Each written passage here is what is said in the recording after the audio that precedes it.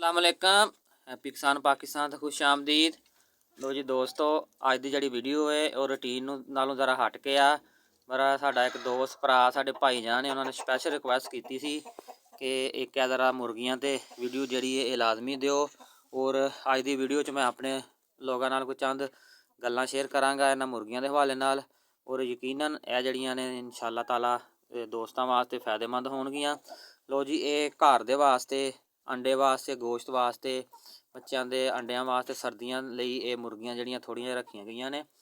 और ये बारे अज मैं अपने दोस्तों नाल गलबात करांगा।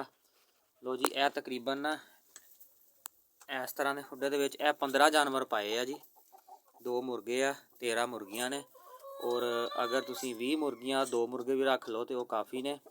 और सर्दी के हवाले नाल मैं अपने दोस्तों नूं 2-4 टिप्स जड़ियां ने देंगा कि इस तरह के हुण सर्दी बहुत ज़्यादा चलती पई है। एक तो तुसीं अपने मुर्गियां के थल्ले इस तरह के खुश्क चीज़ चावलों की फक डाली गई, इसका इंतजाम लाजमी करो। ये बड़ा सस्ता जहा सौदा है ताकि जड़ा इन्हों थल्लों नमी ना चढ़े, सर्दी ना महसूस होवे। और सर्दी के जड़ा तुसीं इन्हों पानी पिलाना है वह ताज़ा पिलाना है। कोशिश करनी है कि ठंडा पानी ना पीन, ताज़ा पानी पिलाता। और रात में बर्तन जड़ा विचों कढ़ दिता या मुर्गियां के अगे रात पानी ना रखा ताकि ताज़ा और पानी पीन, ठंडा पानी ना पीन। अगर ठंडा पानी पीनगियां तो फिर इन्हों बीमारी का शिकार हो जाएगियां। और उस तो इलावा इन्हों की हीट देने वास्ते एक पुराना 100 वाट का बल्ब जड़ा चलाया गया है ताकि ज़्यादा सर्दी महसूस ना करन। और ये जड़ा है अपना इन्हों का कमरे का टैंपरेचर जड़ा नॉर्मल रहे ताकि सर्दी का इन्हों मसला ना बने। ज़्यादा ठंड के नाल इन्हां ते बीमारियां वगैरह आउंदियां ने। और उस तो इलावा खुडे दे विच लक्कड़ वगैरह का इंतजाम किया गया है ताकि ये अगर नीचे सर्दी महसूस करन तो ये उपर चढ़ के नीचे ठंड तो ये बच सकदियां ने। और अगर इन्हां दी दवाई वगैरह की गल करा जी, मुझे 4-5 साल का तजर्बा मैं अपने दोस्तों नाल शेयर करांगा कि इन्हों नॉर्मल जो सर्दी नहीं होंदी नॉर्मल दिनों हफ्ते तकरीबन एक टाइम पानी दे विच इन्हां दे मैं ब्रूफन और फ्लैजल दे जिहड़े सिरप ने बच्चों वाले ये मिक्स कर देना।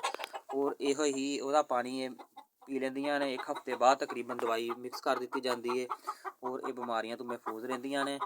और जिस तरह ही मसला मसाइल आवे या सर्दी की शिद्दत ज़्यादा आवे तो तकरीबन हर दूसरे दिन इन्हों फ्लैजल और ब्रूफन दिता जाता है। और वो इस्तेमाल के नाल इन्हां ते बीमारी का अटैक जड़ा है वो नहीं आता।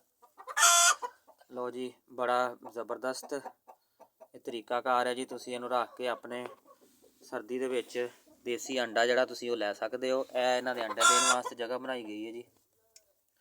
और गोश्त भी तुसीं इन्हां तो हासिल कर सकते हो। अंडा देसी अंडा जड़ा है हुण सारे दोस्त जानते 35 रुपये का तो ब्लायलर लभदा पिया, 45 तो 50 रुपये का मुख्तलिफ इलाकों जड़ा सेल हो रहा।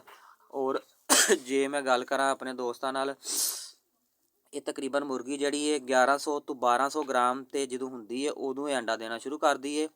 और जोड़े दोस्तों ने घरेलू लैवल पर मुर्गियां रखियां ने उन्होंने मैं मशवरा देंगा कि अपनी मुर्गियां नूं जिहड़ी खुराक देंदे उहदे च जिहड़ी खुराक है वो लाजमी इस्तेमाल करन। आम घरेलू खुराक नालों उतों फीड का इस्तेमाल लाजमी करन। और जिन्हां दी मुर्गियां दा तकरीबन किलो के राउंड अबाउट वज़न है या कम ने पहला ग्रोथ वाली खुराक देन। जिस तरह ही अंडे देन लग पैन उस तो बाद अंडियां वाली खुराक शुरू करन। अगर तकरीबन 50-50 कर लैन यानी कि जो टोटल जड़ा उन्होंने खुराक देंदे वो 50% फीड का इस्तेमाल करन, बाकी 50% घर दियां चीज़ां इस्तेमाल कर लैन।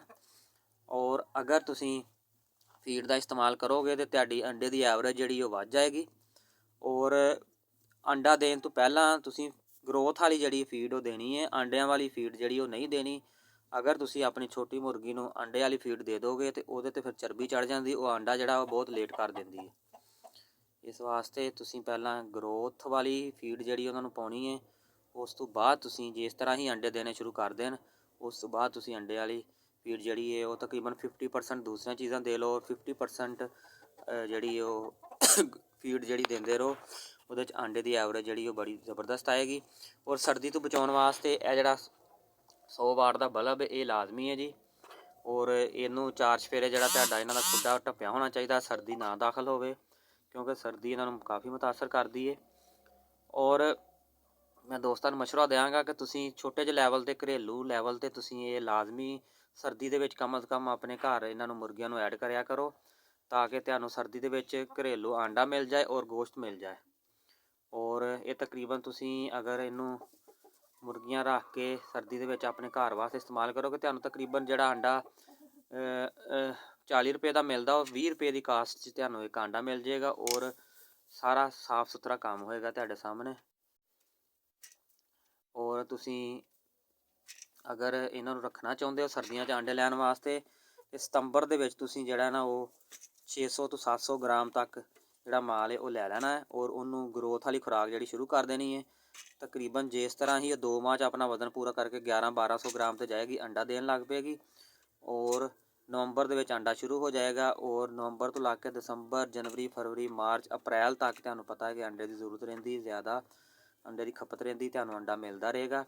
ਔਰ ਤਕਰੀਬਨ ਅਗਰ ਤੁਸੀਂ ਫੀਡ ਦਾ ਇਸਤੇਮਾਲ ਕਰਦੇ ਹੋ, ਟੋਟਲ ਕਾਸਟ ਦਾ ਹਿਸਾਬ ਕਰੋ ਤਾਂ 50% ਤੁਹਾਨੂੰ ਜਿਹੜੀ ਹੈ ਉਹ ਕਾਸਟ 'ਚ ਬਚਤ ਹੋ ਜਾਏਗੀ। ਲਓ ਜੀ ਦੋਸਤੋ, ਅੱਜ ਦਾ ਰੂਟੀਨ ਨਾਲ ਹਟ ਕੇ ਮੁਰਗੀਆਂ ਦੇ ਹਵਾਲੇ ਨਾਲ ਵੀਡੀਓ ਸੀ। ਅਗਰ ਅੱਛੀ ਲੱਗੇ ਲਾਈਕ ਕਰ ਦੇਣਾ, ਦੋਸਤਾਂ ਨੂੰ ਸ਼ੇਅਰ ਕਰ ਦੇਣਾ। ਔਰ ਮੈਂ ਰਿਕੁਐਸਟ ਕਰਾਂਗਾ ਜਿਹੜੇ ਦੋਸਤਾਂ ਨੇ ਹਜੇ ਤੱਕ ਹੈਪੀ ਕਿਸਾਨ ਪਾਕਿਸਤਾਨ ਨੂੰ ਸਬਸਕ੍ਰਾਈਬ ਨਹੀਂ ਕੀਤਾ, ਉਹ ਹੈਪੀ ਕਿਸਾਨ ਪਾਕਿਸਤਾਨ ਨੂੰ ਸਬਸਕ੍ਰਾਈਬ ਕਰ ਲੈਣ, ਬੈਲ ਆਈਕਨ ਦਬਾ ਦੇਣ, ਤਾਂ ਕਿ ਮੁਖਤਲਫ ਜ਼ਰਾਈ ਰੇਟਾਂ ਦੇ ਹਵਾਲੇ ਨਾਲ, ਜ਼ਰਾਈ ਫਸਲਾਂ ਦੇ ਹਵਾਲੇ ਨਾਲ ਵੀਡੀਓਜ਼ ਜਿਹੜੀਆਂ ਨੇ ਉਹਨਾਂ ਨੂੰ ਦੇਖਣ ਨੂੰ ਮਿਲਦੀਆਂ ਰਹਿਣ। ਜੈਸਾ ਕਿ ਸਾਰੇ ਜਾਣਦੇ ਆ, ਹੈਪੀ ਕਿਸਾਨ ਪਾਕਿਸਤਾਨ ਇੱਕ ਜ਼ਰਾਈ ਚੈਨਲ ਹੈ। ਬਹਰਾਲ ਇੱਕ ਸਾਡਾ ਦੋਸਤ ਭਰਾ ਸੀ, ਉਹਨੇ ਰਿਕੁਐਸਟ ਕੀਤੀ ਸੀ। ਔਰ ਇਹ ਬੜਾ ਅੱਛਾ ਅਮਲ ਹੈ। ਤੁਸੀਂ ਘਰੇਲੂ ਲੈਵਲ 'ਤੇ 5, 7, 10 ਮੁਰਗੀਆਂ ਰੱਖ ਕੇ ਆਪਣੇ ਸਰਦੀਆਂ ਦੇ ਵਿੱਚ ਅੰਡੇ ਦੀ ਡਿਮਾਂਡ ਨੂੰ ਪੂਰਾ ਕਰ ਸਕਦੇ ਹੋ। ਔਰ ਗੋਸ਼ਤ ਅਗਰ ਤੁਸੀਂ ਲੈਣ ਜਾਓ ਦੇਸੀ ਤਾਂ ਬਹੁਤ ਮਹਿੰਗਾ ਲੱਭਦਾ ਹੈ। ਅਗਰ ਤੁਸੀਂ ਘਰੇਲੂ ਮੁਰਗੀਆਂ ਰੱਖੀਆਂ ਹੋਣ ਤਾਂ ਤੁਹਾਨੂੰ ਗੋਸ਼ਤ ਦੀ ਜਿਹੜੀ ਪ੍ਰੋਬਲਮ ਹੈ ਉਹ ਵੀ ਹੱਲ ਹੋ ਜਾਏਗੀ। ਲਓ ਜੀ ਦੋਸਤੋ, ਮੁਰਗੀਆਂ ਦੇ ਹਵਾਲੇ ਨਾਲ ਅੱਜ ਚੰਦ ਮਸ਼ਵਰੇ ਆਪਣੇ ਦੋਸਤਾਂ ਨੂੰ ਦਿੱਤੇ ਆ। ਉਮੀਦ ਹੈ ਕਿ ਮੇਰੇ ਦੋਸਤ ਭਰਾ ਜਿਹੜੇ ਆ ਇਹਦੇ ਤੋਂ ਫਾਇਦਾ ਉਠਾਉਣਗੇ।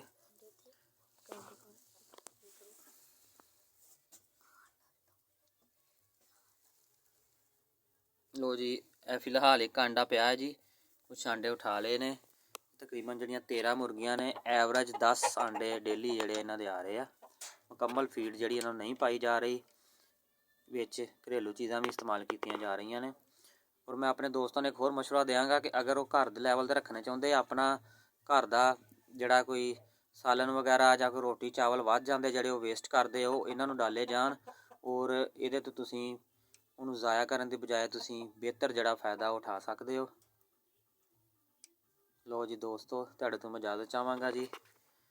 ਜਿਹੜੇ ਦੋਸਤ ਇਸ ਵੀਡੀਓ ਨਾਲ ਜੁੜੇ ਰਹੇ ਉਹਨਾਂ ਦਾ ਮੈਂ ਸ਼ੁਕਰੀਆ ਅਦਾ ਕਰਾਂਗਾ। ਅੱਲਾ ਹਾਫਿਜ਼।